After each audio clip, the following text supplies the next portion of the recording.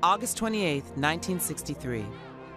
250,000 Americans, black and white, young and old, descend on the nation's capital in a show of solidarity. It was called the March on Washington for Jobs and Freedom, but it would be remembered as a turning point in the fight for civil rights. Among the speakers, the Reverend Dr. Martin Luther King Jr., who electrified the crowd with his stirring "I Have a Dream" speech. So even though we face the difficulties of today and tomorrow, I still have a dream. A few months earlier, racial tensions in the Deep South had erupted. News reports carried brutal images of fire hoses blasting at the backs of school children. President Kennedy had finally seen enough. In June of 1963, he presented sweeping civil rights legislation to Congress. Dr. King and others hoped a massive yet peaceful demonstration in Washington would spur passage of the bill. The city braced for violence, but their fears proved unfounded. The day of the march, more than 200,000 people gathered for a rally at the Washington Monument.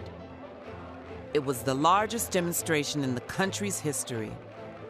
Arm in arm, they walked from the Washington Monument to the steps of the Lincoln Memorial. There, performers as diverse as Joan Baez, Bob Dylan, and Mahalia Jackson lent their voices to the cause. Martin Luther King Jr. was the last to take the stage. He began with a reference to Abraham Lincoln's Emancipation Proclamation, which freed the slaves a century earlier.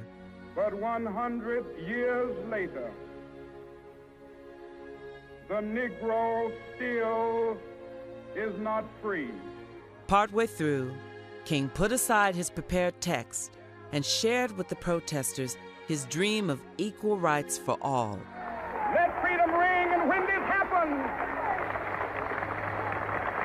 when we allow freedom ring, when we let it ring from every village and every hamlet, from every state and every city, we will be able to speed up that day when all of God's children, black men and white men, Jews and Gentiles, Protestants and Catholics, will be able to join hands and sing in the words of the old Negro spiritual, free at last, thank God Almighty, we are free at last.